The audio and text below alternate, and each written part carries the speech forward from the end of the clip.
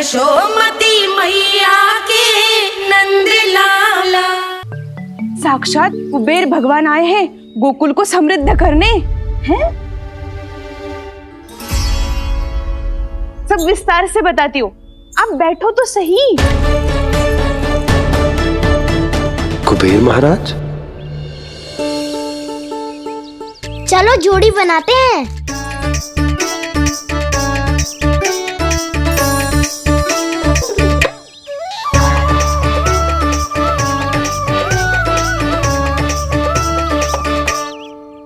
मुझे तो किसी ने ना चुनो, मैं क्या करूं? अरे सुबल, तुझे तो सबसे महत्वपूर्ण भूमिका निभानी है। जो भी उस चट्टान को छूकर तेरे पास सबसे पहले पहुंचेगा वो जीत जाएगा।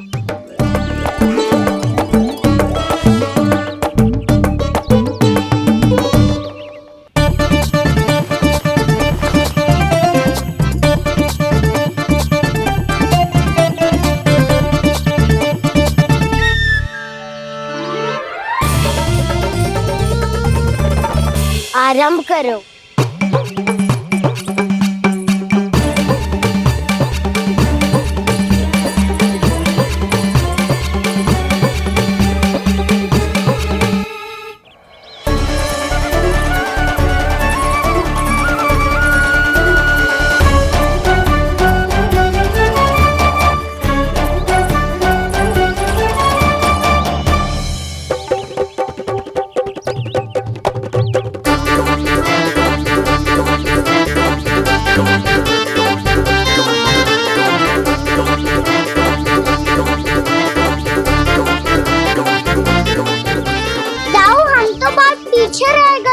चिंता मत करो कान्हा, दौड़ के आरंभ में ही सारी शक्ति लगाने से हारने की आशंका बढ़ जाती है।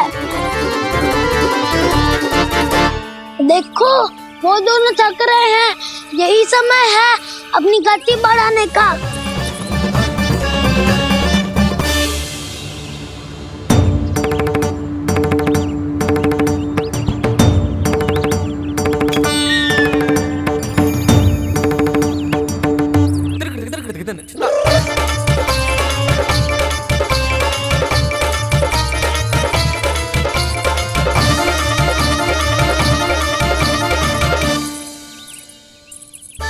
लो, हमारी जोड़ी सबसे पहले पहुंच गई। देखा मेरा बलदाव का बल।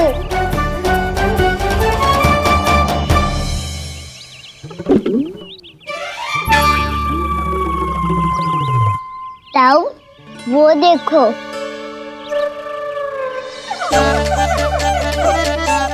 मैया,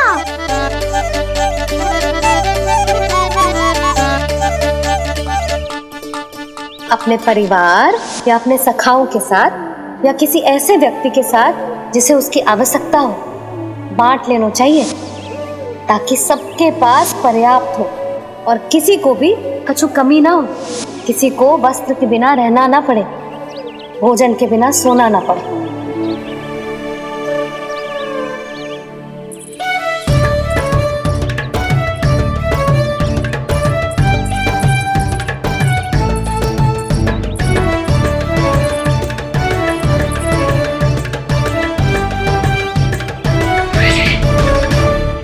लग तो है इससे भूख लगी है।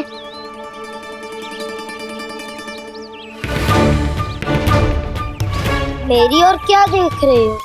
तुम्हारी पोटली में कुछ तो होगा, दे दो उसे। मेरे नैना मैया ने क्या की थी?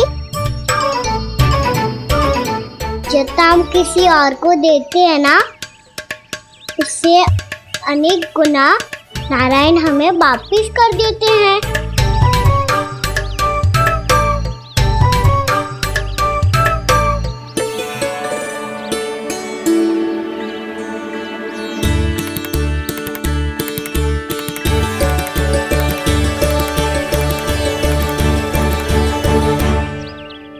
ओहो, अंतिम रोटी थी पर वो तो मैं खा गो। अब तो बस मेरे हाथ में माखन लगा रह गो है।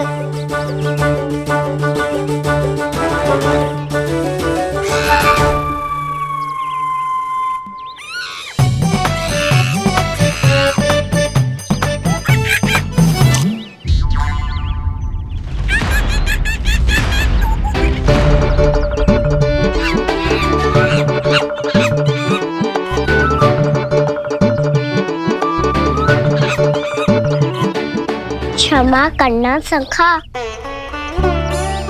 तुम्हें देने के लिए मेरे पास कुछ नहीं है।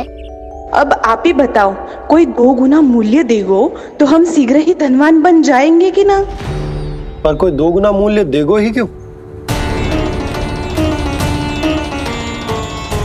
हो सकता है कि उनके पास अधिक धन हो, या उनकी तिजोरी में सामान आ रहा हो,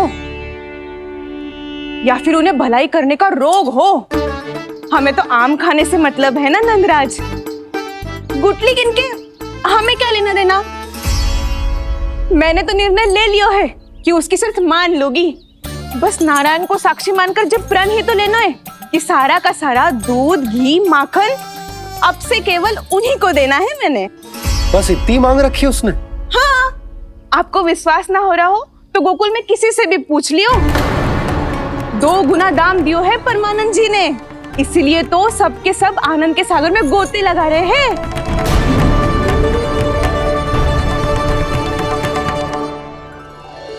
हे नारायण, सुनी है गांव वालों को 2 गुना लाभ हुआ है आज, पर मैं तो माखन बेच ही ना पाई क्योंकि हाट जाने के लिए कोई साधन ही ना मिलो मुझे।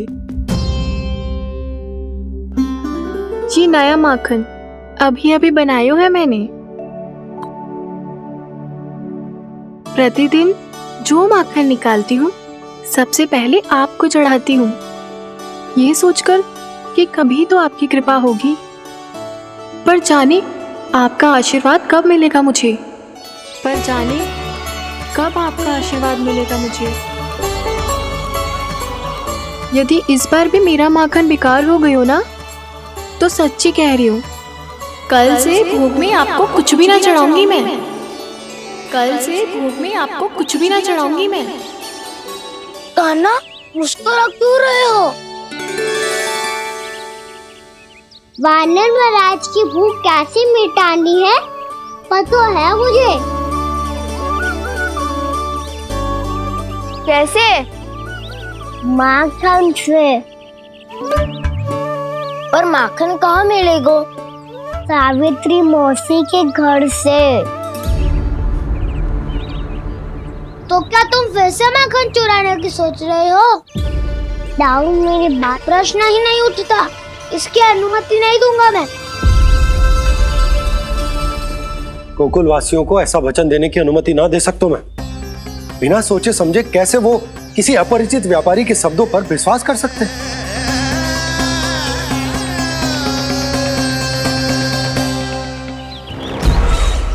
महाराज, गोकुल वासियों को अब धन के जाल जंजाल में फंसने से कोई नहीं रोक सकता। महाराज, मैं धन का ऐसा स्वाद चखा कर आया हूँ कि नंद चाहे जितना प्रयास करे, अब कोई भी गोकुल वासी उसके हित वचन सुनेगा भी नहीं। महाराज, ये बहुत गंभीर बात है, हमें सभा बुलानी होगी यशोदा। जशोदा जी, आप भी कुछ कहो ना नंदराज से। जे अधिक ही सोच रहे, इतनी चिंता करने की कोई आवश्यकता ना है। आवश्यकता तो है। तो जब कोई लोभ के जाल में फंस जाता है तो उसका बाहर निकलना असंभव है,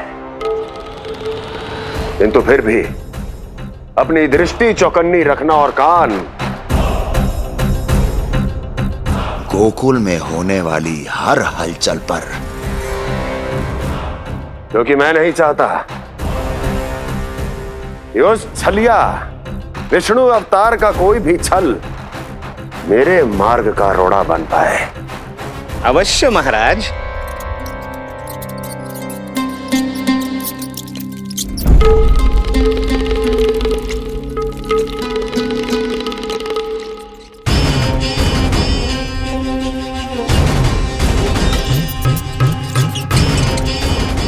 लोभ।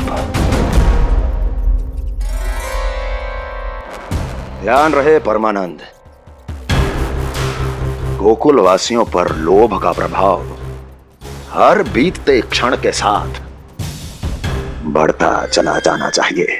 महाराज, जैसे किसी कबूतर को बिल्ली दबोच लेती है, वैसे ही मेरा फैलाया हुआ लोभ गोकुल वासियों को अपने पंजों में दबोच लेगा, सब झटक लूंगा।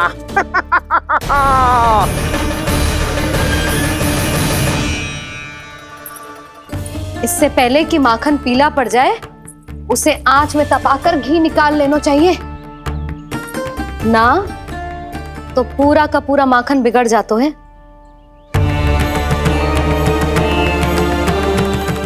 मैं अभी भोला से कहकर सारे ग्वाल ग्वालियरों की सभा बुलाता हूं। मुझे सबसे बहुत महत्वपूर्ण विषय पर बात करनी है।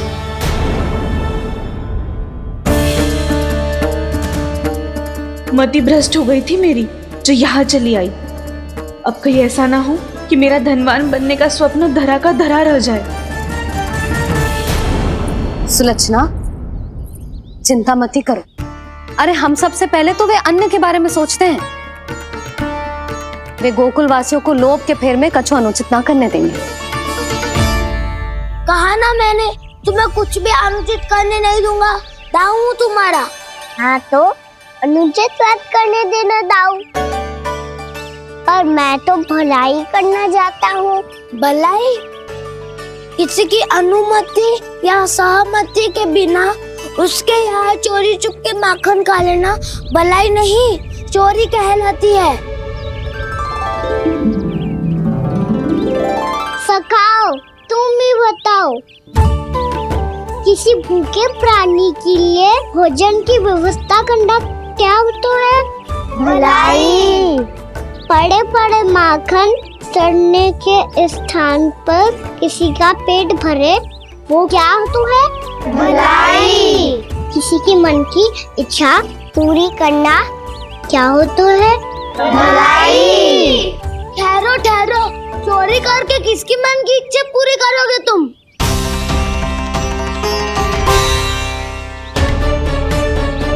किसकी दाऊ? स्वयं सावित्री मौसी की। वही तो चाहती है कि मैं उनके घर आऊं और ढेर सारा माखन खाऊं।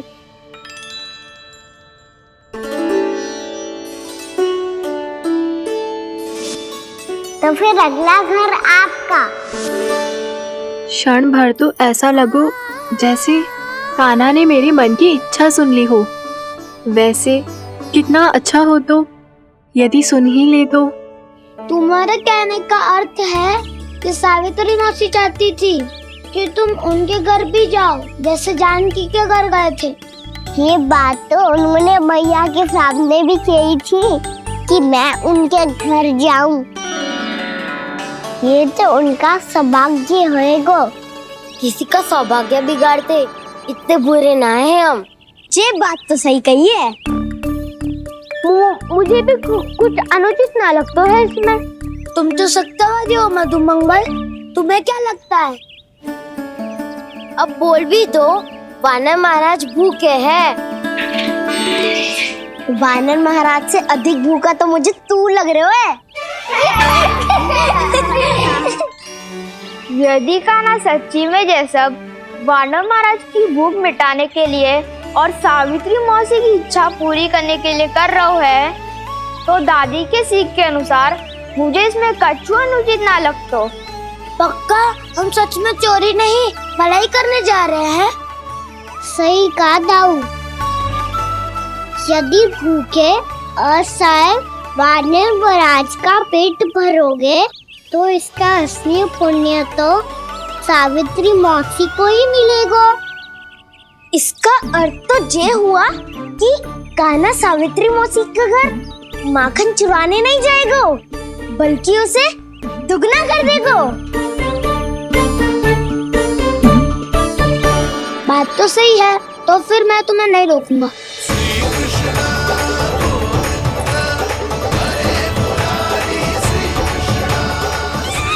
पर इस बार हम तुम्हें अकेले न जाने देंगे सखा।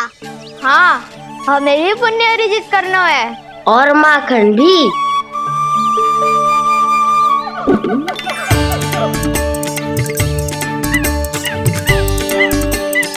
लगता है देव वानर महाराज भी हमारी टोली में सम्मिलित होना चाहते हैं। सबको ये कला सिखानी पड़ेगी। सही कहा सका, अच्छे काम का प्रचार प्रसार तो होना ही चाहिए ना। तो ठीक है, सिखा दूंगा और हमारी टोली कहलाएगी शौर्य विद्या प्रसारण टोली। और कान्हा तू बन जाइयो इसका अध्यक्ष और दाऊ बनेंगे उपाध्यक्ष। मुझे स्वीकार है। शौर्य विद्या प्रसारण टोली की जय! शौर्य विद्या प्रसारण टोली की जय! और सुनो क्या करना है और कैसे।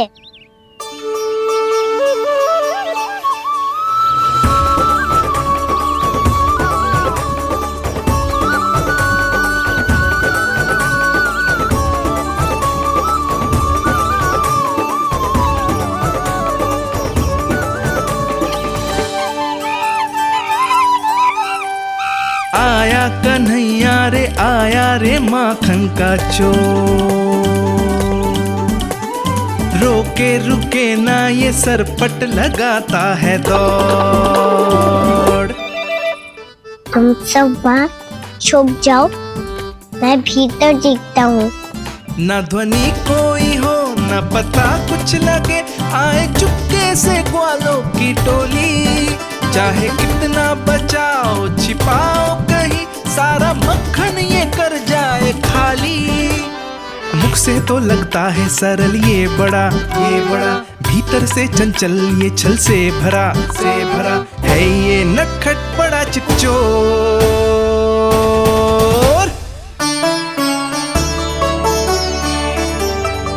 इतनी ऊपर टांग रही हो मासी। कान्हा सच में आ गयो तो मैं तो धन्य हो जाऊंगी।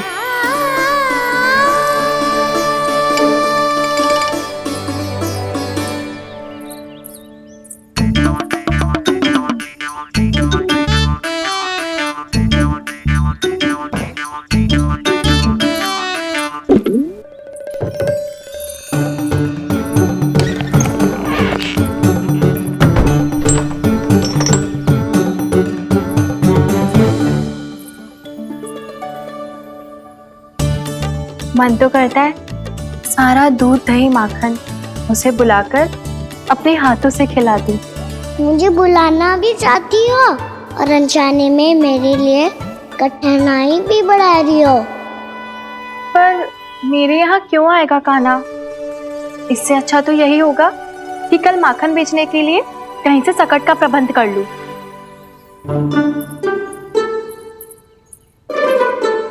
छुप जाओ छुप जाओ।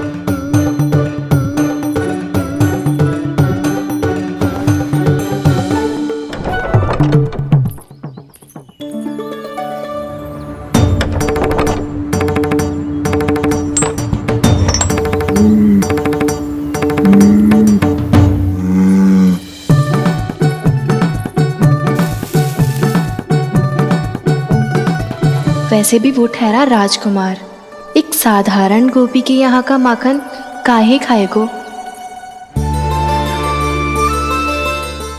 तो भी बावली हो गई है सावित्री। कान्हा आना भी चाहे तो इतनी दूर आएगा कैसे?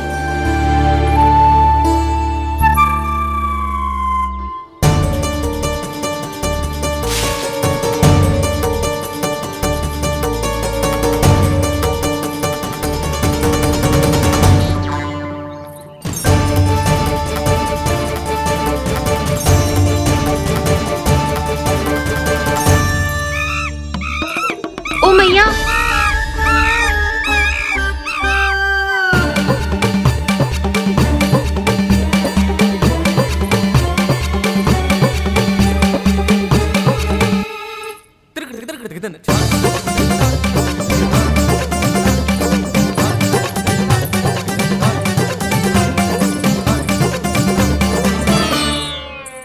सब खड़े हो जाओ।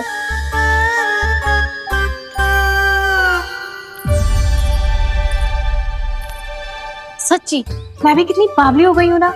जब नंद भवन की ओर जा ही रही हूँ तो कान्हा के लिए थोड़ा सा माखन ले जाती हूँ।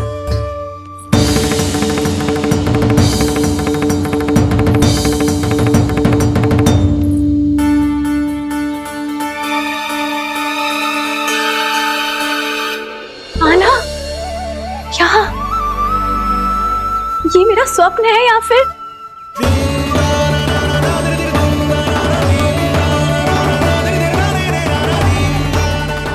ये सारे बालक यहाँ क्या कर रहे हैं कान्हा के साथ? क्या जानकी सत्य कह रही थी? कान्हा यहाँ पर माखन चुराने आया है। मुझे स्वयं जाके इसे माखन खिलाना चाहिए। चलो सावित्री मौसी के वापस लौटने से पहले मैं कार्य समाप्त करके वापस भी जाना है। कोई पकड़ी मत जाना।